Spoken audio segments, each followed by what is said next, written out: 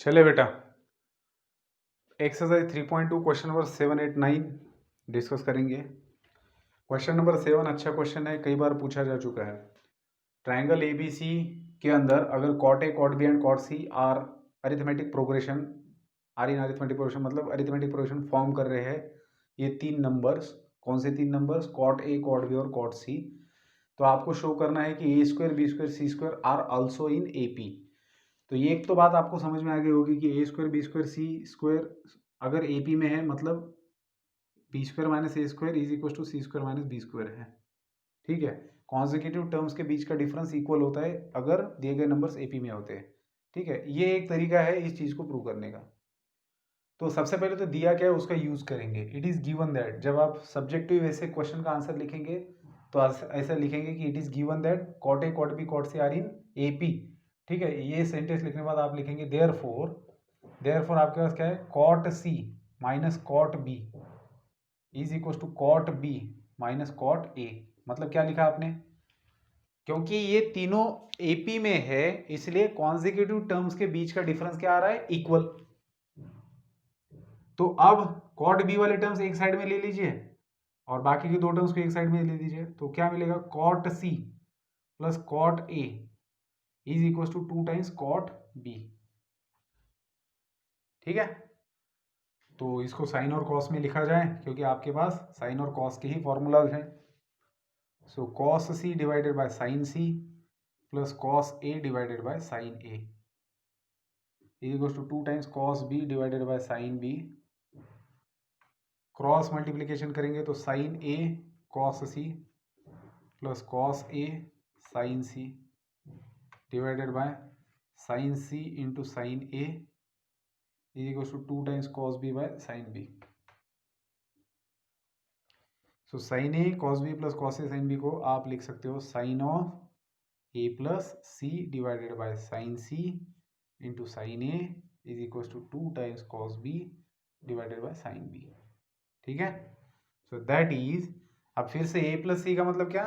Sign of pi minus B divided by sine C sine A is equal to 2 times cos B divided by sine B. अब sine of pi minus theta आपको पता है allied angles क्या होता है? Sine theta that is sine B होता है and divided by आपके पास है sine C into sine A which is equal to 2 times cos B divided by sine B. तो देखिए इस साइन को इधर ले आता हूँ तो न्यूमरेटर में क्या मिलेगा आपको? ऊपर वाला हटा देता हूँ मैं, अभी ऊपर वाले का काम हो चुका है हमारा। ठीक है, सो इसको इधर ले आऊंगा तो मुझे मिलेगा sine square B divided by sine C into sine A, ये इंटू है कोई सब्ट्रैक्शन ना समझ ले, is equal to 2 times cos B है। तो अब साइन रूल और कोसाइन रूल दोनों अप्लाई होंगे। साइन रूल यहाँ पर अप्लाई होगा, कोसाइन रूल यहाँ पर अप्लाई होगा। सो वी नो दैट कहेंगे, we know that sine rule लिखेंगे sine A by A is equal to sine B by B is equal to sine C by C is equal to K. तो इससे हमें sign ए का value मिलेगा ए के, sine B का value हम लोग लिख सकते हैं बी के एंड साइन सी का वैल्यू लिख सकते हैं सी के। और फिर कॉस बी के लिए हम लोग लिख सकते हैं कोसाइन रूल से A square plus C square minus B square divided by 2AC। ठीक है, so therefore sine square B के लिए आप लोग लिख सकते हो B square K square divided by sine C का वैल्यू आप लिखेंगे सी के, साइन ए का वैल्यू लिखेंगे ए के is equal to A square plus C square minus B square 2 times divided by 2AC। So ये 2 तो इसके साथ में गया, फिर ये के स्क्वायर नीचे के साथ में चला गया। ठीक है, तो AC भी इसके साथ में चला गया, तो बचा क्या आपके पास? B square is equal to A square plus C square minus B square. तो इसको इधर लाइए तो मिलेगा 2B square is equal to A square plus C square. तो ये भी एक कंडीशन होती है जो बताती कि A square, B square, C square ये तीनों AP फॉर्म करते हैं, है ना? क्योंकि अगर 3 numbers A B C AP form करते हैं तो हमें पता है कि B minus A equal to C minus B होता है। इसका मतलब 2B is equal to A plus C होता है। मतलब मिडल टर्म का 2 times is equal to addition of first and last terms. तो यहाँ पर इससे हमें क्या ये चीज़ क्या इंगित करती है कि A square comma B square comma C square ये तीनों AP फॉर्म कर रहे हैं। क्यों? क्योंकि बी स्क्वायर का 2 टाइम्स इज इक्वल टू इन दोनों का एडिशन है। ठीक है, तो ये क्वेश्चन अच्छा था, इसको अच्छे से करना, ध्यान में रखना। क्वेश्चन नंबर 8, क्वेश्चन नंबर 8 के अंदर क्या करना है बेटा, in triangle ABC if a times cos a is equals to b times cos b then prove that the triangle is either a right angled or an isosceles triangle। ये भी अच्छा question है। ठीक है, क्या दिया इसके अंदर, a टाइम्स cos a है is equals to b times cos b है। ठीक है, एंड प्रूव करना है कि ये ट्राइंगल राइट एंगल्ड है या फिर आइसोसेलेस ट्राइंगल हो सकता है। Prove that the triangle is either right angle और आइसोसेलेस। ठीक है, सो साइन रूल अगर अप्लाई करेंगे तो बाय साइन रूल ए की जगह पर क्या लिख सकते हैं हम लोग, A by sine A is equal to B by sine B is equal to C by sine C is equal to के।